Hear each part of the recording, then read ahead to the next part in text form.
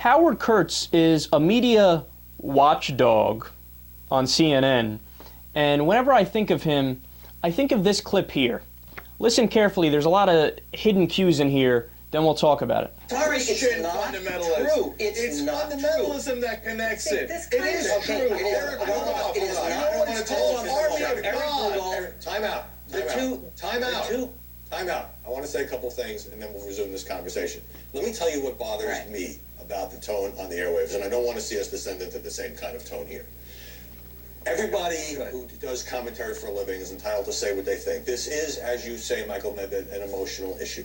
But it seems to me everyone has reverted to what they do, which is finger pointing, demonizing, blaming the other side, whipping up their base. You do it for ratings, you do it for clicks. What bothers me is it doesn't match the moment. The country was in shock and in grief and kind of coming together over the fact that not only were 3 people killed in Boston, but a couple of hundred were wounded, maimed, people lost their legs, and yet we're back to the same old partisan sniping.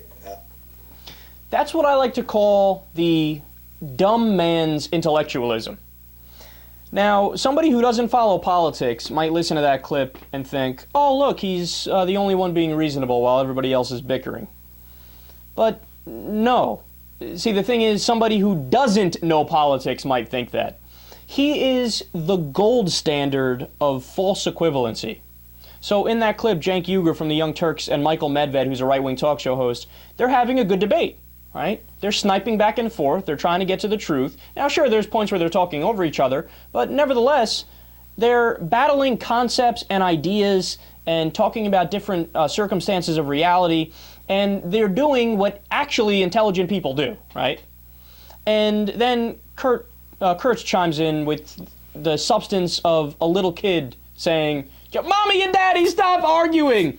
Which I hate. I can't stand that.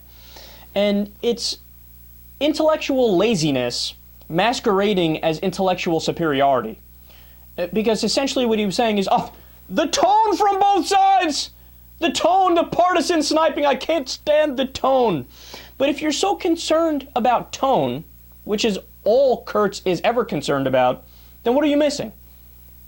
The substance. I don't care how you say it. You can be screaming as loud as you want, or you can be whispering as low as you want. All I care about is what you're saying.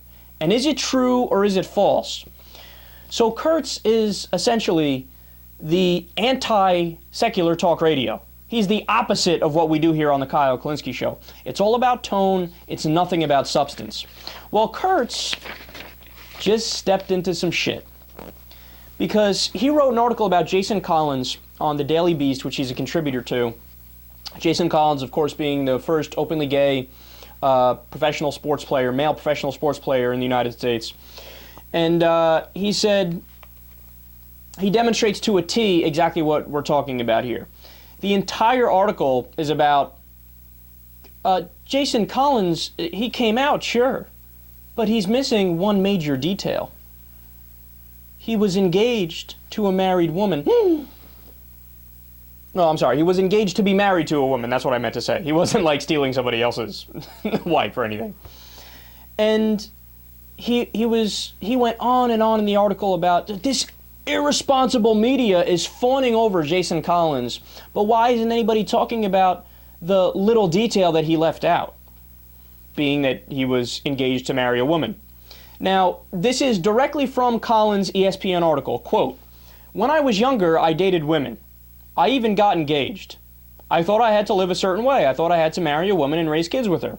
I kept telling myself the sky was red, but I always knew it was blue." So he did mention it. So people responded to Kurtz on Twitter and were basically like, you're an idiot. He did talk about that.